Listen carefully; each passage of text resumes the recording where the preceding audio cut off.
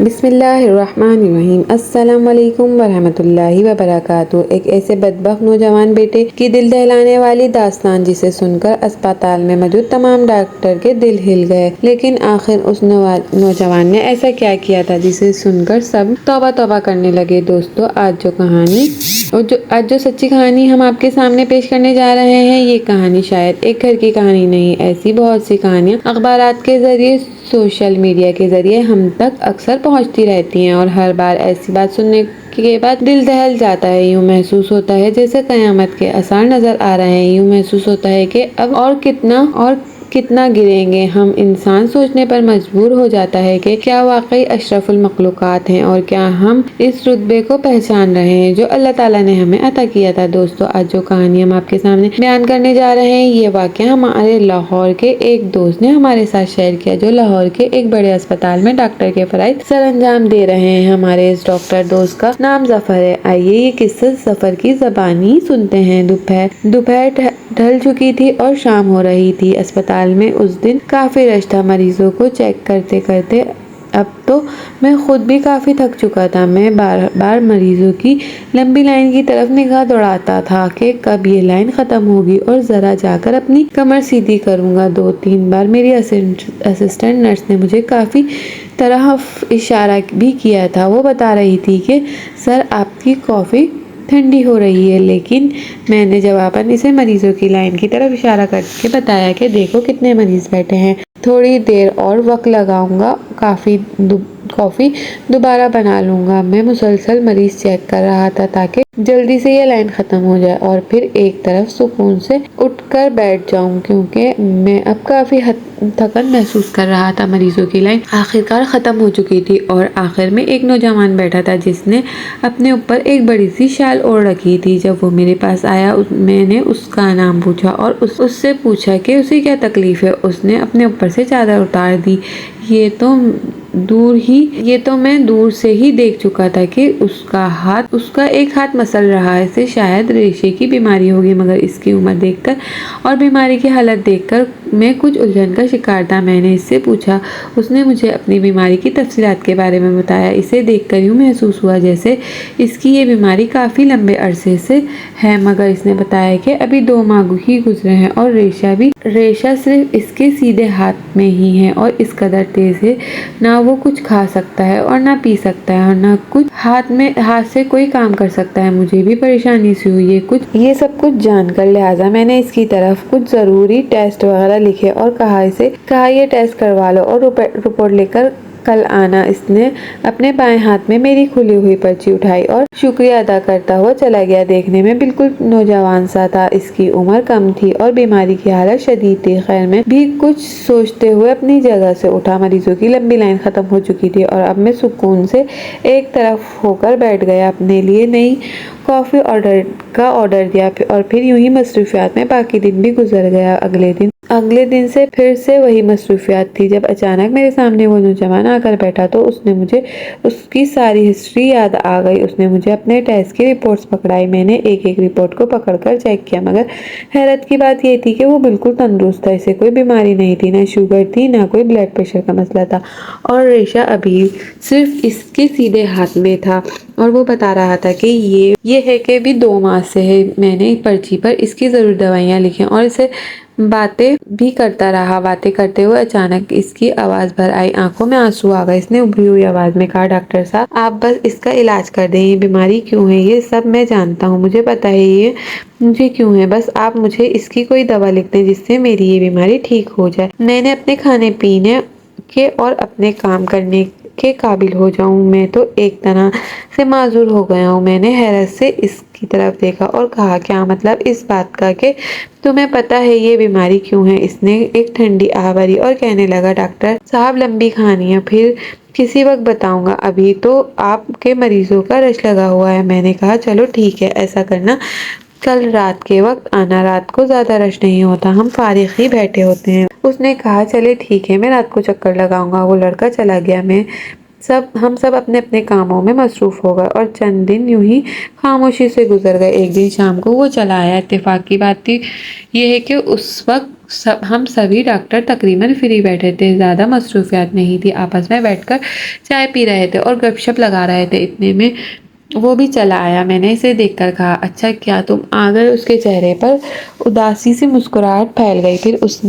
پھر ہم نے اسے اپنے درمیان بٹھا لیا۔ میں نے کہا، ہاں بتاؤ، تم کہہ رہے تھے نا کہ تمہیں معلوم ہے کہ تمہیں یہ بیماری کیوں ہے۔ تمہاری بات سن کر الطاف نے سر ہلایا اور کہنے لگا، جی ڈاکٹر صاحب، مجھے علم ہے مجھے یہ بیماری کیوں ہے۔ ہم سب حیرت سے اس کی طرف دیکھا، کیونکہ دیکھنے میں وہ ان پڑھ سا لڑکا معلوم ہو رہا تھا، حال حلیے سے بھی دیہاتی ہی تھا۔ کہنے کا مطلب یہ کہ اس کے پاس زیادہ معلومات ہوگی یا ایسا لگ رہا تھا۔ پھر اس نے دھیمے سے لہجے میں اپنی داستان سنانی شروع کی، کہ ایسی داستان جسے سن کر ہم سب کے رونگٹے کھڑے ہو گئے۔ اس نے کہنا شروع کیا، میرا نام عبداللہ ہے، میں اپنے ماں باپ کا اکلوتا بیٹا ہوں۔ میرے ابا اس وقت وفات پا گئے، میں صرف 7 سال کا تھا۔ اماں نے اکیلے پال پوس کر مجھے بڑا کیا اور گاؤں کی گھریلو ان پڑھ خاتون تھی، مگر اس کے باوجود اس نے کبھی ہمت نہیں ہاری۔ لوگوں کے گھروں میں کام کیا، شادی بیاہوں میں کام کیا، غم کے موقع پر کام کیا، ہر اس جگہ پر جہاں میری ماں کو کام ملنے کی امید ہوتی وہاں جایا کرتی، ذرا سی اجرت پر وہ کام کر دیا کرتی، اور اس طرح اس نے پال پوس کر مجھے بڑا کیا۔ جب 10 سال کا ہوا تو اماں نے مجھے درس قرآن پڑھنے کے لیے ڈالا۔ اس کی بھی ایک وجہ یہ تھی کہ میں اماں سے پہلے ہی کہا کرتا تھا کہ میں اسکول نہیں جانا، میرا اسکول جانے کو دل نہیں چاہتا۔ اماں نے مجھے اسکول بھیجا تھا، مگر میں نے چند دن جانے کے بعد اسکول جانے سے انکار کر دیا، اور پھر جب میں 10 سال کا ہوا تو اماں نے مجھے کہا، چلو تم اسکول نہ جاؤ لیکن تم مدرسے جایا کرو، قرآن پاک حفظ کر لو۔ میں اماں کے کہنے پر مدرسے جانے لگا، لیکن سچ کہوں تو یہ بھی اماں کو چکمہ دے رہا تھا۔ میں صبح مدرسے کے لیے نکل جاتا، شام کو قاری صاحب کسی نہ کسی بچے کے ہاتھ گھر پر پیغام بھیجتے تھے کہ آج آپ کا بیٹا عبداللہ پڑھنے کے لیے کیوں نہیں آیا، اور اماں کو پتہ چل جاتا کہ میں نے سارا وقت آوارہ گردی کرتے ہوئے گزار دی۔ میں گاؤں کی گلیوں میں ادھر ادھر گھومتا رہتا، کبھی نہر کے کنارے چلے جاتا، کبھی دوستوں کے ساتھ سائیکل چلاتا، کبھی کرکٹ کھیلنے لگ جاتا، لیکن میں مدرسے نہیں جایا کرتا تھا۔ اماں نے میری بہت منت سماجت کی، مہینوں گزر گئے، وہ میرے پیچھے سارا دن گاؤں کی گلیوں کا چکر لگاتی، مجھے ڈھونڈتی، بازو سے پکڑ کر کھینچ کر مجھے مدرسے لے جایا کرتی تھی، اور میں وہاں سے تھوڑی دیر بعد بھاگ جایا کرتا تھا۔ بہت عرصہ تک اماں یہ کوشش کرتی رہی کہ میں کسی طرح قرآن پاک پڑھنے کے لیے مدرسے میں بیٹھ جاؤں۔ میں نے اماں کی ایک نہیں سنی، آخر کار تھک ہار کر اماں نے میرا اسکول میں داخلہ کروا دیا۔ اماں نے کہا، اگر تم مدرسے نہیں پڑھنا چاہتے تو پھر تم اسکول جاؤ۔ یوں سارا دن گلیوں میں گھومنا پھرنا اماں کو پسند نہیں تھا، انہیں لگتا تھا کہ میں ایسے بگڑ جاؤں گا، اور وہ ماں تھی، وہ ٹھیک تھی، لیکن اس وقت مجھے محسوس ہو رہا تھا کہ میں ٹھیک ہوں، اماں غلط ہیں۔ اور پھر اماں نے ایڑی چوٹی کا زور لگا دیا، لیکن میں اسکول بھی نہیں بیٹھا۔ وہ کبھی میرے ساتھ اسکول جاتی، وہاں بیٹھنے کے بعد خود کچھ دیر تک وہیں بیٹھی رہتی، میری نگرانی کرتی، اور جب وہ اٹھ کر آتی تو میں اسکول سے بھاگ جایا کرتا، اور پھر کبھی گھر سے اسکول کے لیے نکلتا لیکن اسکول نہیں پہنچتا تھا، حتیٰ کہ میں نے اماں کو تنگ کرنے کے لیے کئی بار اپنا بستہ کتابوں سمیت گاؤں کی نہر میں پھینک دیا۔ میں جانتا تھا کہ اماں مجھے کتنی مشکل سے یہ چیزیں اکٹھی کر دیتی ہیں، وہ ایک ایک پائی جمع کر رہی تھی میرے لیے، مجھے پڑھانے لکھانے کے لیے، لیکن میں ان کی کوئی بات سننے کو تیار نہیں تھا۔ وہ مجھ سے تنگ آ چکی تھی، اکثر بیٹھ کر رویا کرتی تھی، میرے سامنے ہاتھ باندھا کرتی تھی، مگر میں اتنا ڈھیٹ ہو چکا تھا کہ مجھ پر اپنے ماں کے آنسو بھی اثر نہیں کرتے تھے۔ مجھے یہی لگتا تھا کہ میری اماں میری دشمن ہے۔ اگر مجھے کھیل کود سے خوشی ملتی ہے، گلیوں میں گھوم کر خوشی ملتی ہے، نہر میں نہا کر خوشی ملتی ہے، تو اماں مجھے وہ کام کیوں نہیں کرنے دیتی؟ وہ بھی ایسے ہی ایک دن تھا، میں اسکول کے لیے نکلا، لیکن ہمیشہ کی طرح میں اسکول نہیں گیا۔ میں کہاں پر تھا اماں کو بھی یہ معلوم نہیں تھا۔ چھٹی کے بعد اماں شاید مجھے لینے کے لیے اسکول گئی ہے، شاید میری کلاس کے بچوں نے اماں کو بتایا کہ میں تو اسکول ہی نہیں گیا، اور اب تو چھٹی کو کافی دیر ہو چکی تھی، 3-4 بجنے والے تھے، اور میں اب تک گھر نہیں گیا تھا۔ میں بڑے آرام سے، بے فکر اور لاپرواہ انداز میں باہر گشت کر رہا تھا، دوستوں کے ساتھ کھیلنے میں مصروف تھا۔ نہ جانے اماں کتنی دیر گاؤں کی گلیوں میں گھومتی رہیں اور مجھے تلاش کرتی رہیں، اور پھر جب وہ گاؤں کے بڑے گراؤنڈ میں پہنچی جہاں ہم لڑکے اکثر مل کر کرکٹ کھیلتے تھے، تو اماں دور سے آ رہی تھی۔ جب میرے دوست نے چلا کر کہا، وہ عبداللہ کی ماں آ گئی، میری نظر بھی اماں پر پڑ چکی تھی، اور مجھے माँ को देखकर बहुत गुस्सा आया। क्या जरूरत थी मेरे पीछे आने की? किसी बच्चे के माँ बाप इसके पीछे नहीं आते। एक बस मेरी माँ थी जिसे चैन नहीं पड़ता था। मुझे इतना गुस्सा आया इससे पहले कि मैं अम्मा मुझ तक पहुंचती, मैंने अपना बस्ता उठाया और वहां से भाग निकला। उस वक्त मुझे लगा कि अम्मा मुझे तंग करती हैं और मैं भी अम्मा को तंग करूंगा। मैं काफी देर तक इर्द गिर्द घूमने फिरने के बाद घर पहुंचा तो अम्मा अब तक घर नहीं आई थी। वो यकीनन अब भी मुझे ढूंढ रही थी। मैं बस्ता वहां फेंका, जूते उतार कर सहन ने इधर उधर फेंक दिए और खुद सहन में बिछी चारपाई पर बैठ गया। मुझे वहां बैठे हुए तकरीबन आधा घंटा गुजरा जब अम्मा घर में दाखिल हुई। इसका चेहरा सुर्ख हो चुका था, कुछ शदीद गर्मी से, और फिर न जाने वो मुझे कब से इस तरह तलाश कर रही थी, और बाकी शायद कुछ गुस्से का असर भी था। अम्मा बुरी तरह हाँफती हुई आई। उन्होंने दरवाजे पर ही रोना शुरू कर दिया। बुलंद आवाज में कहने लगी, अब्दुल्ला तुम मुझे इतना क्यों तंग करते हो? तुम्हें अपनी माँ पर तरस नहीं आता? मैं सारा दिन गलियों में पागलों की तरह तुम्हारे पीछे फिरती हूँ और तुमने मुझे वहां ग्राउंड में देखकर वहां से भागना क्यों शुरू कर दिया? जब तुम्हें पता था तुम्हारी माँ तुम्हें लेने के लिए आ रही है तो तुम मुझे क्यों तंग करते हो? अम्मा ने गुस्से से चिल्लाकर कहा और आगे बढ़ी और उन्होंने मेरे चेहरे पर एक थप्पड़ रसीद कर दिया। गुस्से में थी और इनका गुस्सा तो बनता था। मैंने इन्हें तंग ही इतना किया था। इतनी गर्मी में वो सारे गांव में घूम फिर कर रोजाना मुझे तलाश करती थी और आज शायद इनका सब्र जवाब दे चुका था। उन्होंने मुझ पर हाथ उठाया, मुझे थप्पड़ मारा और उस एक थप्पड़ ने जैसे मुझे इंसान से जानवर बना दिया। लेकिन अब मुझे लगता है कि इंसान तो मैं था ही नहीं। अगर मैं इंसान होता तो अपनी माँ की बात सुनता, उस पर अमल करता। लेकिन उसने एक थप्पड़ मेरे गुस्से को आसमान पर पहुंचा दिया। मैंने भी आगे बढ़कर माँ का गिरेबान पकड़ लिया। मैं भी ऊंची आवाज में चिल्लाने लगा और कहा, सारे गाँव के बच्चे खेलते हैं, तुम मेरी दुश्मन बनी हुई हो। अम्मा ने मुझे चारपाई पर धक्का देते हुए कहा, नाचार बेअक्ल इंसान, मैं तेरी दुश्मन नहीं हूँ, मैं तो तेरे भला चाहती हूँ। अम्मा मुझ पर चिल्ला रही थी और मैं अम्मा पर चिल्ला रहा था। मुझे अम्मा पर बेतहाशा गुस्सा आ रहा था और मेरा दिल चाहता था कि मैं कोई चीज उठाकर अम्मा के सर पर दे मारूं। इसी वक्त मेरी नजर सहन पर लगे हुए दरख्त के नीचे बड़े कुल्हाड़े पर गई। हम गाँव के लोग थे। अम्मा कुल्हाड़ियाँ काट कर जलाया करती थी, इसलिए कुल्हाड़ियाँ तो हर घर में आम ही मिल जाया करती थी। मैंने जल्दी से अम्मा का गिरेबान छोड़कर दरख्त की तरफ गया और कुल्हाड़ी उठाई। दोनों हाथों से कुल्हाड़ी बंद की और अम्मा के सर पर कुल्हाड़ी दे मारी। कुल्हाड़ी अम्मा के सर में फंस चुकी थी। खून का एक फुहारा बुलंद हुआ। अम्मा ने दोनों हाथों से अपना सर थामा और कुछ देर फटी निगाहों से मेरी तरफ देखती रही और फिर धड़ाम से जमीन पर जा गिरी। खून इतनी तेजी से बह रहा था कि चंद ही लम्हों में वहां खून का एक बड़ा सा तालाब बन गया और अम्मा का रंग जर्द पड़ गया।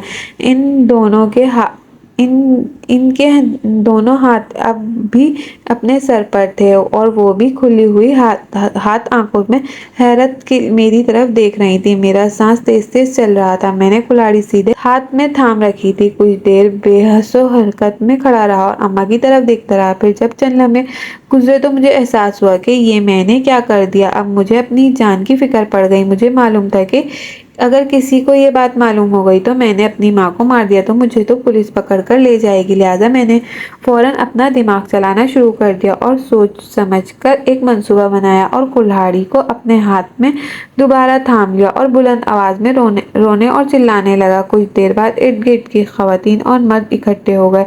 सबने सबको रो रो कर बताया कि ऊपर चढ़कर दरख्त से लकड़ियां काट रहा था और अम्मा नीचे खड़ी थी। कुल्हाड़ी मेरे हाथ से फिसल गई, अम्मा के सर पर लग गई। मैं बुरी तरह रोने लगा, चिल्लाने लगा, अपना सीना पीटने लगा। किसी को एक लम्हे के लिए भी शक नहीं हुआ कि ये झूठ है, क्योंकि दरख्त के नीचे आमतौर पर लकड़ियों का ढेर मौजूद रहता था और लकड़ियां काटना तो हमारा मामूल था। कभी भी काटा करते थे, कभी अम्मा काटा करती थी। लिहाजा किसी को मेरी बात पर शक न हुआ, बल्कि गांव के लोगों ने मुझे अपने साथ लगाकर दिलासा दिया, तसल्ली देना शुरू कर दी कि ये हादसा है, तुमने अपनी माँ को नहीं मारा, तुम्हारे हाथ से कुल्हाड़ी गिरी और तुम्हारी माँ के सर पर लग गई।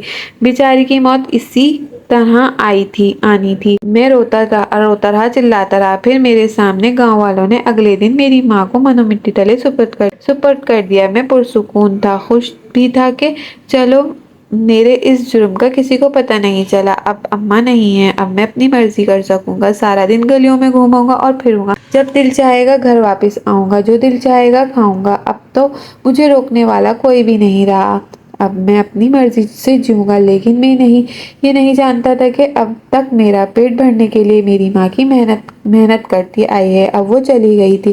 اب اپنا پیٹ بھرنے کے لیے مجھے خود محنت کرنی۔ میں اپنی زندگی میں کیا کروں گا، کیسے آگے بڑھوں گا، کیسے روزی روٹی کماؤں گا، مجھے تو کوئی ہنر بھی نہیں آتا، میں کام کیا کروں گا، یہ سوچنے کی تو مہلت ہی نہیں ملی۔ اماں کی وفات کا دوسرا دن تھا جب میرے سیدھے ہاتھ کانپنا شروع کر دیا۔ میں رک کر اپنے ہاتھ کو دیکھنے لگتا، پریشان ہو جاتا، پھر سوچتا میں نے اس ہاتھ سے کلہاڑی اٹھائی تھی، اماں کے سر پر وار کیا تھا، شاید اتنے بڑے جرم کا خوف، شاید اپنی ماں کو جان سے مار دینے کا خوف، اسی لیے میرا ہاتھ کانپ رہا ہے۔